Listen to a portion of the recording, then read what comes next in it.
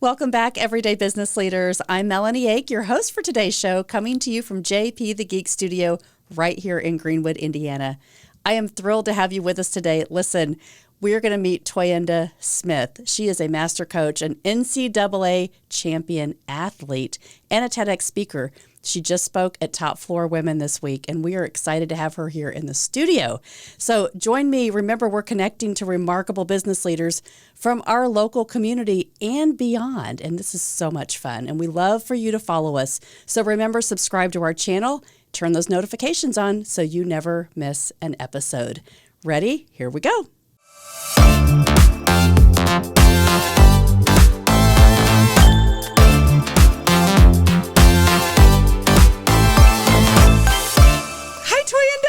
Hello, Mel. I love that you are here. Listen, I'm excited to be here. Super excited to be home in Indiana with you and Joe. Love it. Girl, here, I got to tell people the story that don't know our history because I met you online first. Yes. Online dating, right? Yes. So you joined the John Maxwell team long ago. And when 2014. 2014. Mm-hmm. And when I joined in 2016, I noticed that you were on the team page, that you were a mover and a shaker. You were connected to Indiana. And I thought, I need a mentor.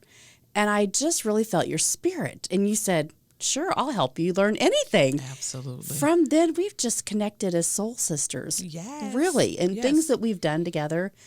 And so you've been on my podcast in 2018, and we did a lot more.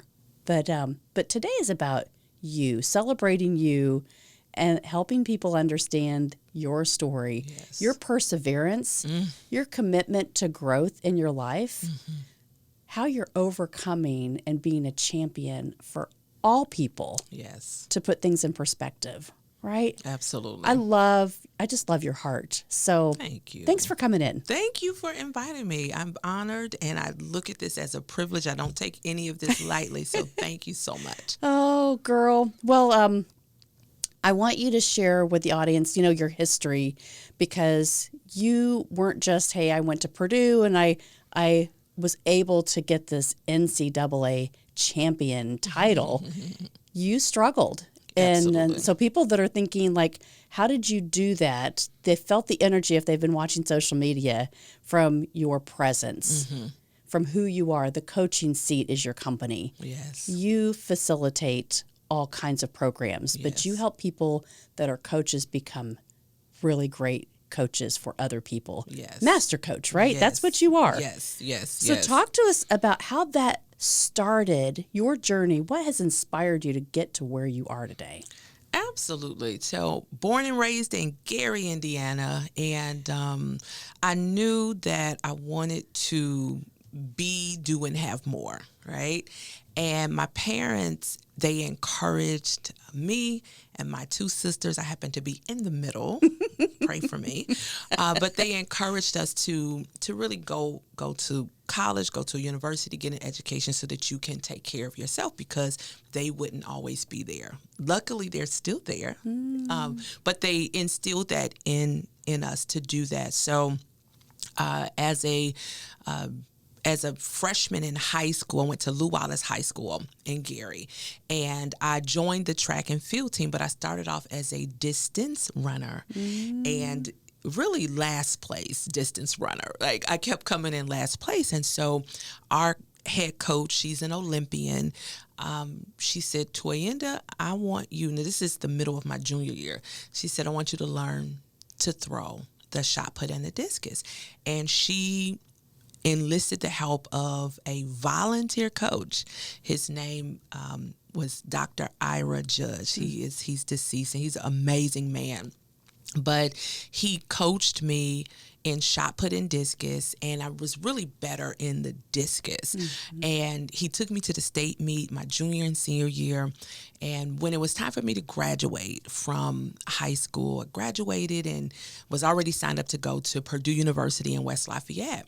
So when I got to campus, the coaches called me and said, hey, we want to invite you to walk onto the track and field team. So there was a little fear there because this is the Big Ten, and I'm, I don't have a scholarship. I'm just a kid from Gary, Indiana. And I walked onto the team, and it's interesting because I had to fill out some paperwork from the NCAA clearinghouse. And what I learned is that my SAT scores were not up to par. My high school GPA was. And what that made me was a Proposition 48 athlete. And what that meant is that I could join the team, but I would have to lose a year. So I had to sit out a year, train by myself. I could not wear the Purdue jersey. I couldn't be around the student athletes, but I did it because my high school coach taught us to visualize. And so I saw myself being a contributing member of that track and field team. So I did the work. I did what I had to do in order to be able to join that team. And so that first year, I had to sit out. I lost a year, but when I came back, I was a sophomore academically, but a true freshman in athletics. I came back and worked my way into a wonderful position, and it's interesting because that first year we moved through to the end of the season, and over time I was progressing in the discus. And we were at the place where it was time for our Big Ten conference meet, and I wasn't on the roster. And I went into the coaches and I said, "Coaches, I can do this. I can go. I can compete." And I was ranked number 12 on that list, and so they normally don't try to take you when you're out of scoring position. That was way out of scoring position.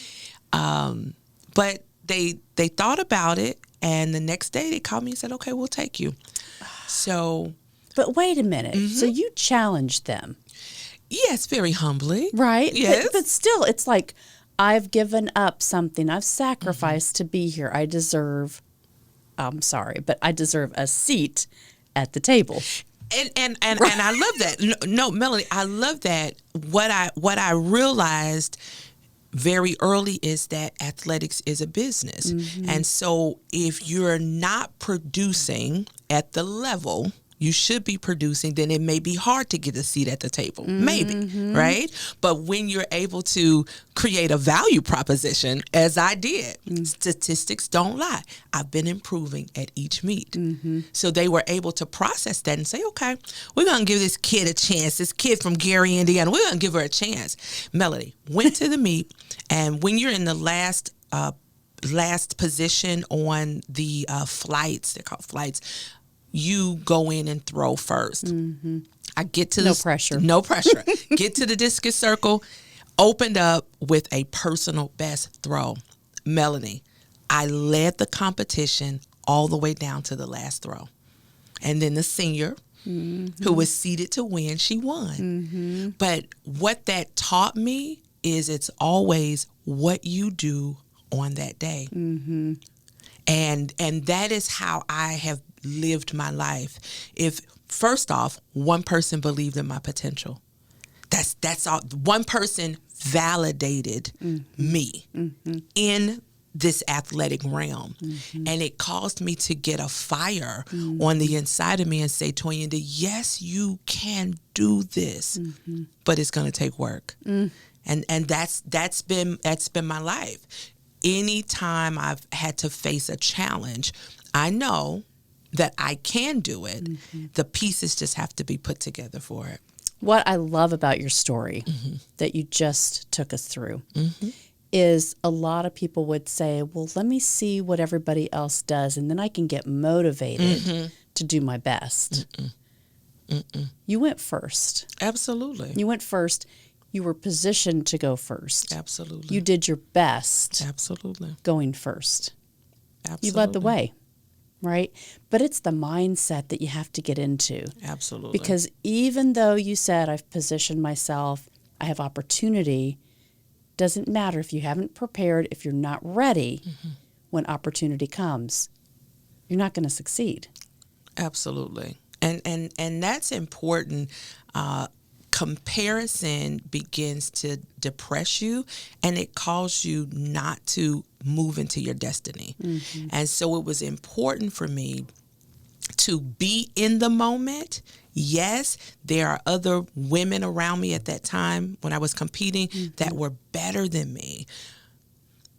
But I had a belief system that said, Toyinda, if you put in the work, and you put in the right work, right? Mm-hmm. Having the right activity. Mm-hmm. Because we learned from John Maxwell that all activity does not equal accomplishment. Mm-hmm. So when I put in the right activity, it began to align even my mindset to say, over time, you will get this done and you will be one of the best. And what was important to me was my ability to contribute to the team. Mm-hmm. And I always had that in my forefront, or at the forefront of my mind, to be able to contribute. And that's how I'm living my life now. Everything that I'm doing it creates the ability for me to contribute to others' lives so that they can have, and myself as well, stability and sustainability, which is what we need in order to be contributing citizens. Mm-hmm. I love that. Wow. It feels like we were in that moment again. Mm-hmm, mm-hmm. I love this, right? Mm-hmm. When you can just, that's been a few years ago. A few? Let's see. 25 would be 99. That first year was in 1996 was that competition. Mm-hmm. So that's 28 years ago. Mm-hmm. But when you know, like you were in that mindset, right? You had that you just decided. You just decided this is what I'm going to do. And that momentum that you have now 28 years later is what's helped you create your brand, your business, the coaching seat, and the master coach, right? The champion influence and everything that you stand for. It's who you are. Absolutely. And a lot of people that are searching for, like, what do I do in a business, right? So you talked to our Top Floor Women group this week. Yes. And a lot of them are in transition. They're looking to start businesses. And so speaking into them and thinking, like, I always tell them, like, don't try to run to something. You already have what you need inside of you to create what it is. Like, just stay in that lane, right? Stay in that lane and be confident. Find that confidence. Correct. And I think that's what you speak to. And you taught us a little bit about that yesterday because you have your third book. My third book. Your third book. I'm proud of myself. I really am. I'm proud of myself. I'm proud of you too. Yeah. I've been on this journey. In 2018, when I met you, and in 16, but I said, I'm going to start this podcast, Toyinda. Will you come and be a guest? And you said, absolutely. Yes. And so we shared that. And then I did this event, March 2nd of 2019, and shared this a little bit this week. But, everydayleaders.com was not a domain that I owned. I remember. Until the 24 hours before the first event. And you were there. Listen, victories are won in the last quarter. That's what my big sister says. Shout out to Dr. Henley. But she said, Toy, victories are won in the last quarter. So we don't give up. It's not over until it's over. It's not over till it's over. And that was kind of the beginning, right? Yes. I remember kind of getting on that stage with all of you. And I said, look, you guys don't see what I see. I see this vision for everyday leaders, events and podcasts and interviews and corporate training and the things that I had planned to do with this brand. And you've been such a part of this journey. And I always say, Toyinda is one of those that's been on this from the very beginning as a mentor, a colleague, a friend. Yes. And just really get to experience this right from our hearts. So that's why I love you so much. I love you too. I appreciate you. I appreciate you. Yeah. Melanie, people helped me along the way. Just really quickly, I used to provide balloon decor. And this is when I was living in West Lafayette. And there was a lady, her name is Angie. She had a balloon business, High Expectations Balloons. And she told me, I met her in the balloon shop, and she said, listen, I want to mentor you because I want you to do it right. Mm-hmm. And she said, when you do it right, we all look amazing in the industry. Mm-hmm. And so she helped me along the way. My godmother helped me along the way. She was a huge part of me being able to remain at Purdue. Just sharing with me, Toyinda, you can do this. I know this looks different. Things are different, but you can do this. Mm-hmm. Stay connected with sorority. And she was huge in that space for me. My parents, Toy, you are one of the best as well. Don't feel as if you're not. You can do it. So people have helped me along the way. And so my heart posture, excuse me, Joe's going to get me. My heart posture is to serve. Mm-hmm. Even as a minister, the heart posture is to serve and not to be served. Mm-hmm. So it's a big difference, right? When you know that you're connected to somebody that's in alignment, so powerful, so powerful. I want people to really feel that and really get that from our conversation today. Right. Is if you don't have that, find it. You have to. And you have to let go of the fear of rejection. Mm-hmm. Many times people don't connect into people because we have to move into a vulnerable space. Mm-hmm. If we can connect, but if you want to build that relationship, you've got to be a little vulnerable. Mm-hmm. And it's okay with the right people. Right. And so we have to move beyond that barrier of rejection in order to make the connections and build those into relationships like we have. Yes. Amen. Amen. So let's get into your book because we talked about this yesterday. Yes. And we had a lot of people that were in that room that felt your energy. Yes. That just understood like the practical steps. Your first book, your second book, your third book now.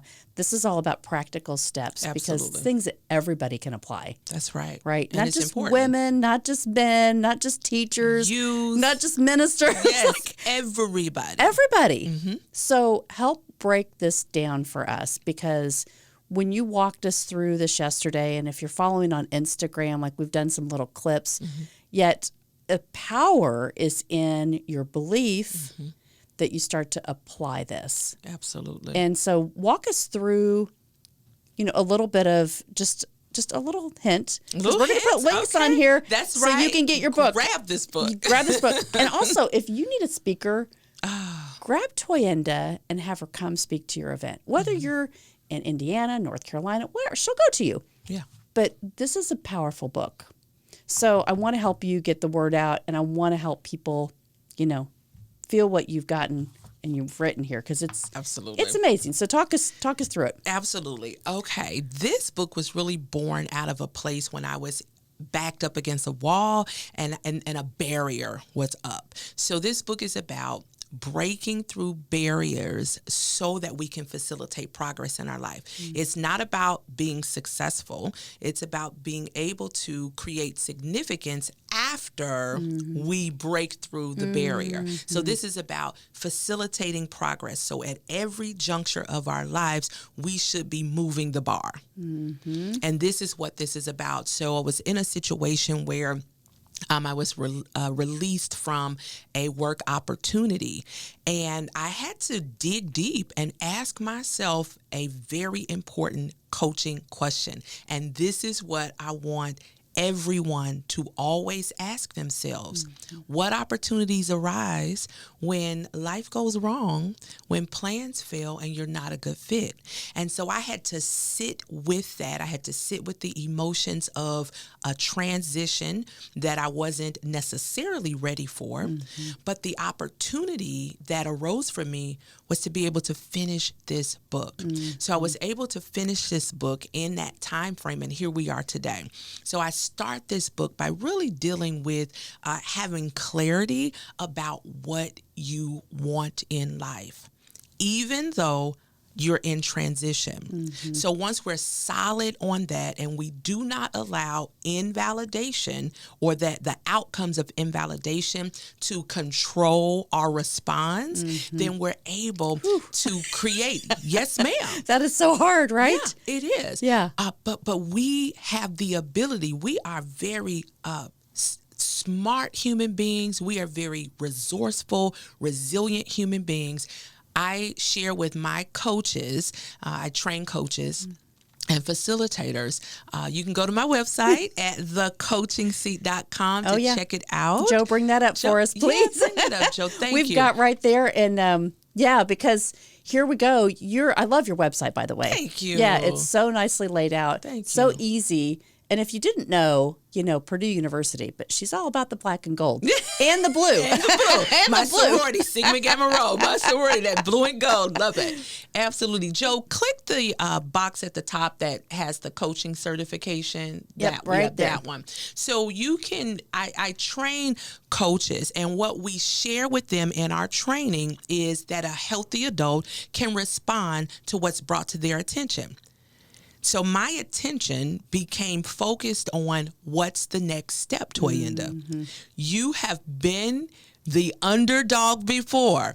You have been able to process and strategize on how to overcome when you are in transition. So I walk through the entire process of that. So in the book, we move from, let's deal with the self-concept, right? Let's deal with my self-image. Let's deal with my self-esteem. Let's deal with it, and let's move to the next space. How you got hurt, right? Absolutely. Because pride gets in the way sometimes. Come on, Mel. Come on. Oh, my goodness. Come on. So when anything, I'm talking about job transition, relationships, anything that you're trying to go for that maybe you don't have that belief about yet. That's right. This is what you're talking about. It's everybody. It's everybody. Yeah. And we have to understand that. And when we are able to face the brutal facts and say, I'm an emotional person. I do feel, but I also can use my rational mind. I talk about that also in the book because fear comes up. Yeah. I would not be telling the truth if I would say that I did not feel a little nervous and have a little bit of fear, like, all right, Toyinda, what are you going to do? But I already had things, options, business prepared. A framework. You know the quote, when you're always preparing, you're always prepared. I love that. When you're always preparing, you're always prepared. Absolutely. And I think about that's affected me in a lot of different ways, that you're asked to do something on an emergent basis and you show up because it's all you know. Absolutely. Right? Just like when you stepped into that space and said you're first 28 years ago. Oh, wow. You don't get to see how everybody else says you're first, do your best. Do your best. But if you're not preparing, you're not prepared. Absolutely. And just like this, when things happen, transitions happen, if you don't have a process and a framework to be able to know, what am I going to rely on when nothing else is working? When my mentor is not available, when my pastor is not available, when the prophet of the Lord is not available to give you a word, what are you going to do? And this book is a roadmap for what to do. So I moved through that, and I talk about extracting 3 barriers. And we talked a little bit about it at the workshop or at the talk the other day. But the 3 barriers that I teach our coaches to extract out of their coachees and their coaching clients are limiting beliefs, distractions, and emotional interferences. And the emotional interferences, the big one is fear. And so we walk through a process of how to extract that and really understand what's going on in our bodies. Like, we get to a place where the amygdala says, I'm not going to let you to be rational about this. I'm not going to let you be rational. You're going to just be impulsive, right? But when we know that this is a natural part of our body, that when we feel like we're not safe, that this is a natural part of our body, we can relax and sit back and say, Toyinda, I need you to use your wise mind and think that, yes, this is an emotional space, but I need you to bring your reasonable mind in so that those two work together, the wise mind the reasonable mind, the emotional mind, and then we get to that wise mind where I can make decisions and bring the creativity out. And that's what I had to do in this process. So I shared that information so that all individuals can make a decision that they'll respond well. A healthy adult is able to respond to what's brought to their attention. And a healthy youth can do it too. Yes. Well, when you say creativity, I think a lot of people would say, but I'm not creative. And I think that's what holds people back from understanding they do have that spark of just thinking outside the box. Absolutely. Like not just saying, well, but I have this or that belief, right? So taking that belief and that fear out, that allows you to think bigger and broader. Absolutely. About the possibilities. People just get stuck. Absolutely. They just get stuck. So this process, as I was listening to you, and I was like, it all makes sense. And for people that follow this process, gosh, you can unlock a lot of potential. Absolutely. And even in unlocking that potential, you move into a place of being able to dominate your confidence, which is my second book. And that book is all about being able to move in certainty, because when we're not certain, we stop. And this is about a process of curating. It's a process of developing, multiplying, being a resource. So not only will this book help you to unpack the creativity that's already on the inside of you, I'm going to say this. In the beginning, God created. No, we are beings of creation. It's in your DNA. It's in your DNA, and we can do it. You can do it. So if it's anybody out there that's thinking, I'm not creative, maybe we can't draw. Like sometimes we think creativity is drawing. But if you can take your mind to create an activity that's going to create significance in the world, that's creativity. And the significance, right? John teaches this to us. On his team about it is not about success. When you've tasted significance, like you can't go back. You cannot go back. And that is giving, that is leaving legacy, that is building people. That is the heart of what the John Maxwell team, Maxwell Leadership now.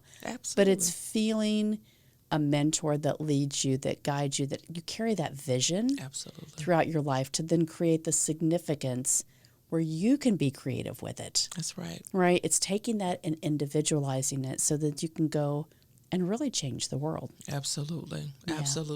So in the book, Mel, when I train coaches, when I certify coaches, we follow a model, a method, and it's called the SEATS model. All right? SEATS. And so when we're able to follow a structure, but we have to follow the structure. When we're able to follow a structure, then we are able to, and I am going to use this term, we're able to create success in our lives. When we create success in our lives, we then can create significance in other people's lives, right? We can do that, but we have to deal with us first. So this model helps you to identify what you want. Many times, we don't know what we want. And the reason why we don't know what we want is because we're looking at other people. See, we're getting into the comparison. No, what's on the inside of you? What do you already have in your hand? What do you have in your house already that's going to help you to create? So that first part of the model is settle the objective. What do you want? We don't move forward in coaching until we know exactly what our coachee wants. So after that, we then move into the E, which is explain the experience. And this model is very similar to many of the other conversational models. So we want to know what you've already done, and what's been those results, or what you haven't done and how that's impacted you. So once we have that as a baseline, and once your coachee or coaching client can hear themselves saying, oh, maybe I did give up too soon. You know, maybe I will add this. Maybe I own that, right? That part, right? This is about ownership. It's about responsibility. It's about awareness that leads to action. So after that first, the S and the E, then we go to the A, which is ascertain the strategy. So we're just looking at the possibilities. What could you do? If you had to reset your life, how would that look, right? So come on, you have it on the inside of you. Discover, explore, pull out what's already there. So we begin to list a list of opportunities, options, things that can happen. And after that, then we go to the T, which is tend your task. Because many times we are able to develop an action plan, but we don't do the work of the action plan. It's there. Fear comes in. Procrastination, which means I'm just prioritizing something else over what I should be doing. Stephen Covey, do first things first. That's right. Right? That's right. So we tend the task. You are making a decision to face the brutal facts of when am I going to get this done? And I don't let people go out 14 days. No, within the next 7 days, what are you going to do first, second, third, fourth, fifth? No, we have to be committed to the space. And what I love about, I wrote in the book, Daniel Pink wrote a book called When, and he talked about two chronobiologists going into a German steel factory and adjusting the time schedule for individuals who worked there. And what they found is that you have a specific time frame, a win of when you are your best self to produce. And the research showed that when those chronobiologists changed the timing of when the workers produced, that production went up, that stress went down, that engagement increased. And so we have to be able to maybe not operate in the norm. And that's for the corporate people out there, right? Listen, we don't have to always operate in the norm when the goal is to make sure productivity is up. What's the goal, right? That's right. And COVID, I think, unlocked a lot of that. Yes, it did, Mel. Yeah, Yes. because people said, I don't have to do it 8 to 5 anymore. I can just kind of be a part of the team. That's right. And we can bring in a lot of people globally because now we can do it virtually. That's right. I think that's made a big impact for a lot of companies, although some people haven't adjusted yet. It's still in progress. Absolutely. But I think it's a great opportunity for all of us to learn. Like, that's powerful. Yeah, that's facilitating progress. Yeah. Right? When we're able to think outside of our normal box. So that's tend your task. And then the last letter of the motto, SEATS, is secure accountability, which is important because we can create the list. We can identify when we're going to get it done. But if no one is asking us about it, no one is checking in with us, encouraging us, being our cheerleader or our challenger, right? We need a cheerleader and or a challenger, then we don't get it done. We don't move forward with it. So that last S is securing accountability. One of the questions we always ask is, how will you respond when you're held accountable? Because most of us, we don't want to be held accountable. We get under the table. Yes. So I talk about the feedback loop inside of the handbook to coach yourself. And it talks about the importance of having real-time feedback. And we need that. So this book helps you to break through barriers. All people, corporate, ministry, youth, sports, athletics, business. This is the book that's going to help you to break through those barriers to facilitate progress. Because when we're progressive, then we're going to hit success along the way, personal success, but then we're going to get into that place called creating significance. And that's what this is about. I love that. Wow. So much packed in there. Everybody should have this book, first of all, because even if you're going through something or you want to give it, like, here's the time of the year you can give this away for Mother's Day.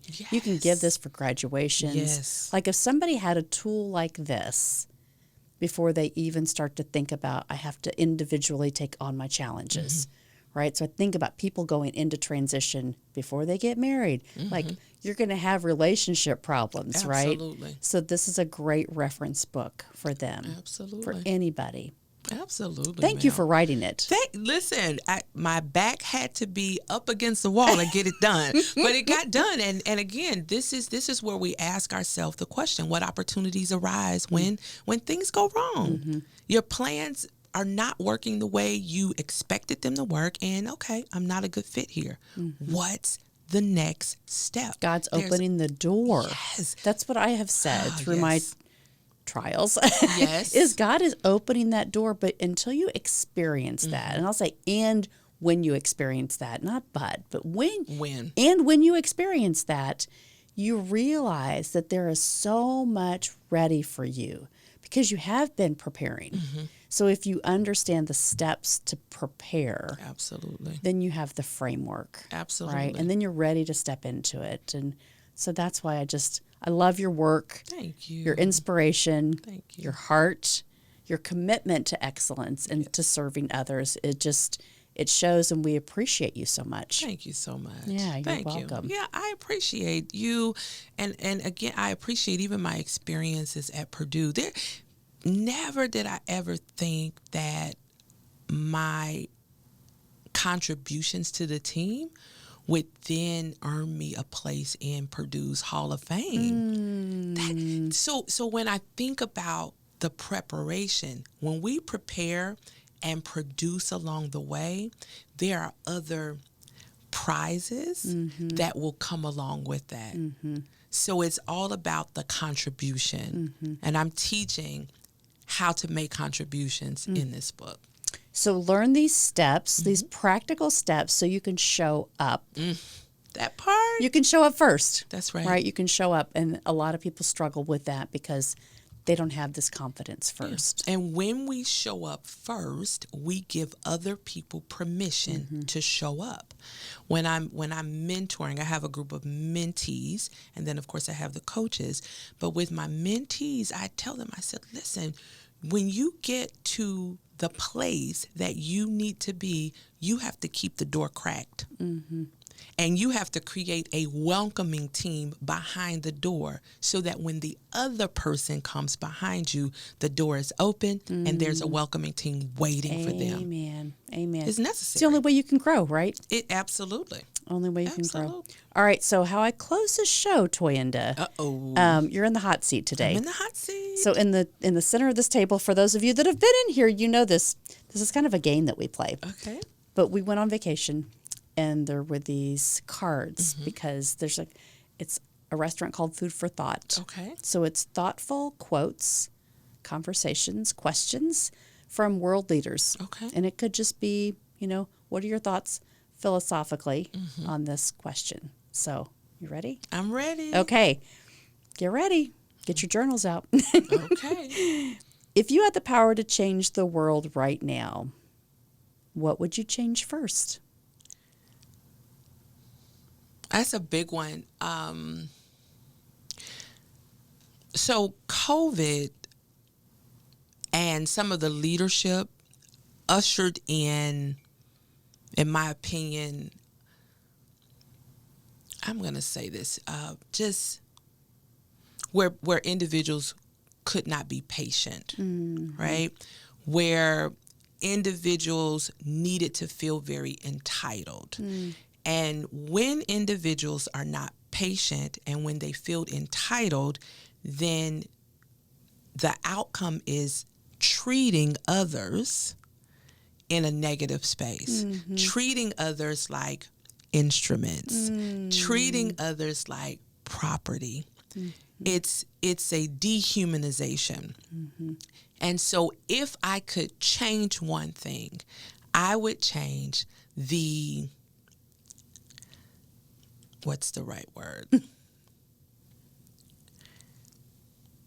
I would change how we interact with each other, especially from a leadership space. I would change, or I would increase the level of empathy in individuals. I would increase the level of the fruit of the Spirit, if I can go there, in individuals. And I would increase just our ability to function in a place of unity. That is beautiful. Yeah. I agree. I hope I shared it the way I was sensing it in my mind. Tried to put that together. I hope that made sense, everybody. I hope that made sense. But increase empathy, increase the fruit of the Spirit, increase unification. Right? Amen. There's enough for all of us. There is. There is. So I love that you went there because COVID really has changed. COVID and the leadership at that time ushered in something different. Something different. Yeah, it's something different. Yeah. So we have to kind of shift, right? We got to shift, but we got to know the principles. That's right. Of what we see as the vision for the future. That's right. So only we can change the world, right? We got to change ourselves so then we can go and change the world. That's right. We got to go first. Got to go first. Got to go first. Love it. Toyinda, thank you for being here. Thank you so much. Yeah. I want to give everybody an opportunity to follow me. Yes, absolutely. On social media. Can I share that? Absolutely. Let's talk about that. Yes. So I am on Facebook, Instagram, and LinkedIn at The Coaching Seat. I would love to hear your thoughts about this interview and connect with you in terms of the work that we're doing in terms of certifying coaches and facilitators, and also speaking connected to the power of coaching yourself. I think it's a hot topic and it's necessary for now. And then, of course, my website is thecoachingseat.com. And if anybody's into prayer, which we are, I host a prayer room on Clubhouse. That's an audio app, and it's at The Coaching Seat. It's every Thursday morning at 6 a.m. Eastern, and we are praying for businesses and also the founders and the leaders of businesses, that the Lord will give us wisdom for how to move in business. Wow. Thank you. Thank you. Thanks for all you do. Thank you.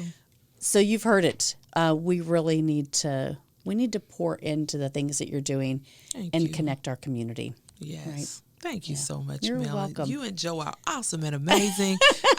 I'm very grateful, and I'm really looking forward to what the Lord is going to do in your life. I just sense many platforms. I sense much more mentoring, and I sense a lot of travel. And so allow your schedule to open up so that you all can go on the road. I believe you started that before. You had something where you were traveling, but that has to be reinstituted. Yeah. It's a huge movement, and prepare yourself for, I almost sense like, the proper word is like I sense other everyday leaders in different cities is what I'm saying, where you have collaborations with different individuals that will come on board and be ambassadors and grow out this platform that you have. So that vision's there. Yes. So allow that to happen. Create the time in your schedule and go all the way forth. Oh, girl. Yes. All right. You've heard it from my mentor first. Amen. This is awesome. All right. Thank you. Thank you. The Handbook to Coach Yourself. This is really practical steps. And if you need to go back and watch this interview, please do grab your journals, connect to Toyinda at The Coaching Seat. And I just really want to thank her and celebrate her today. This has been really fun. So thank you very much for tuning into this episode of Everyday Business Leaders. I know you were inspired to think and grow differently about your business or how you can be involved in your community. If you're a coach, connect to Toyinda. This is amazing stuff that's happening. Remember, the journey of growth and innovation, it never ends, and it's our mission to keep bringing you the best insights from our local community. Stay tuned for more episodes filled with wisdom, innovation, and inspiration. This is Melanie Ake, signing off from JP the Geek Studio, where better IT service is just a call away. They say own it, secure it, and protect it. Until next time, don't forget, subscribe to our channel and turn those notifications on so you never miss an episode. Everyday Leaders helps you to develop strategies to become a better leader in your life. It's not what you do in a day, it's what you do every day that makes the most impact. Thanks for following.